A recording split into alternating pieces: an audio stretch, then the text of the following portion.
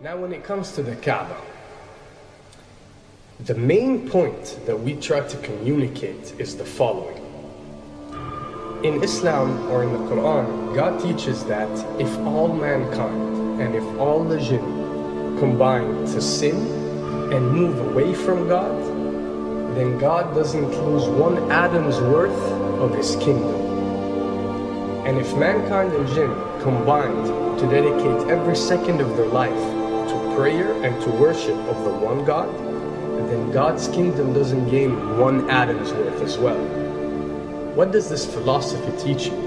It teaches you that God is not in need of you, or your practices, or your worships, or your prayers. You are in need of these practices and these worships. You are in need of God and not the other way around. If you can understand that philosophy, then you can appreciate prayers and what they are meant to do, which is basically enlighten you. So when dealing, for example, with the Kaaba, Muslims are required to go and perform Hajj one time in their life, and it's one of the 5 pillars of Islam. Growing up, most Muslims accept this, and most of them do it without questioning, and this is the essence of belief, and this is great. But at the same time, this doesn't mean that if you question or research, you're going to come back with negative or bad answers. The opposite is actually true.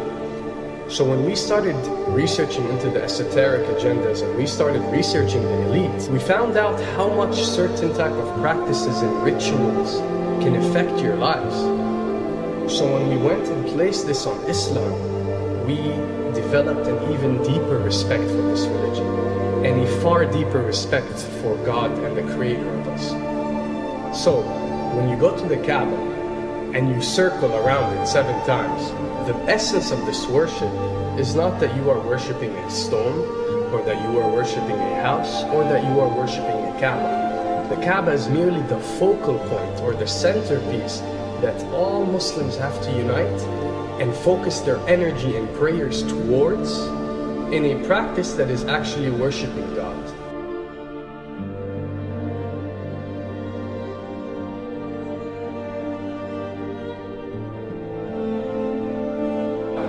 Now, going in circles counterclockwise does not break you away from time and space.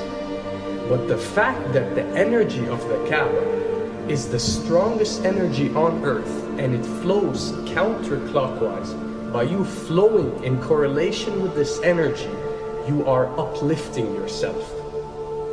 You are reaching spiritual levels that you rarely do experience anywhere else on earth.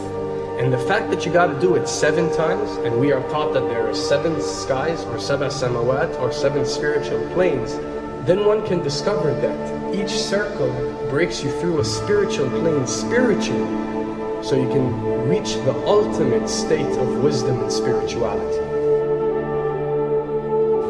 Does this mean that only Muslims can reach this level? Does this mean that if you're not Muslim, you give up or you reject this information? Not at all.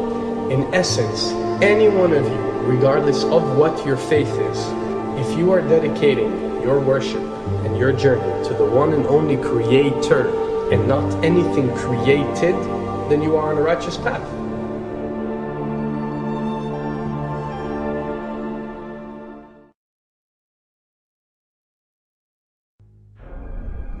To begin with, the significance of 911. What you have to understand, and what we are trying to explain, is that when dealing with extra dimensions, or when dealing with beings from extra dimensions like jinn, for example, or when dealing with the Illuminati, or the elite, or people that follow a certain type of esoteric agendas, although me and you communicate through words and letters, they have chosen a different type of language. And this is a cross-boundary type of language. This is a language that goes across the boundaries, understood by all. And this is the language of numbers and shapes. And this is why whenever you do research about these groups, you'll find out that they practice something called sacred numerology and sacred geometry. What does this mean? It means that each number is given a meaning. Each shape is given a meaning. A meaning is communicated whenever a shape is presented or a number is presented by these specific groups. I'm not talking about random people or random groups. We're talking about specific groups that follow this type of agenda.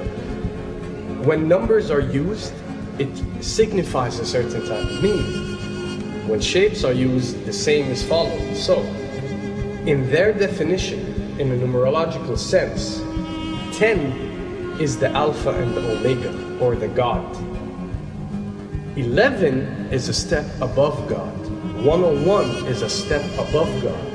911 or 911 is the skipping of God. It is the ultimate challenge. It is going from number 9, which has a specific meaning, to number 11 without going through 10. It's skipping God. So it's no coincidence that this event that we call 911 today took place on 911. It is the ultimate challenge. So now that we understood what 911 means, what other practice do we do that deals with 911? Calling a number whenever you are in an emergency. Now, creating an institution that helps people whenever they are in need of help and whenever they are experiencing an emergency is fine. There's nothing against it. There's no religion, there's no logical person on earth that will tell you this is wrong. But when you understand how sinister that these elite are and the way they work on a level that's way beyond what you think.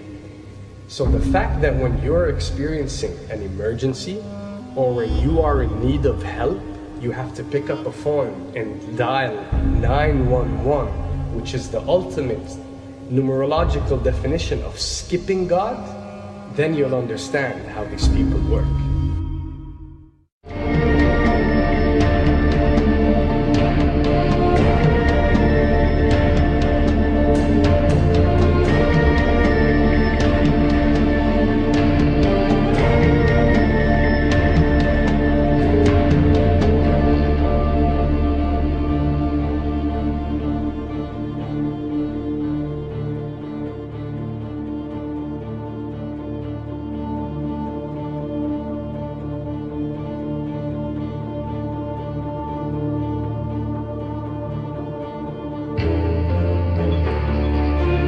And when dealing with rituals, we recognize that everything adds up.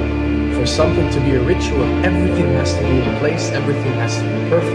And my advice is, if you want to recognize that something is satanic, it has to add up in all sense. The numbers have to add up, the shapes have to add up, the event has to add up, it has to have one general meaning.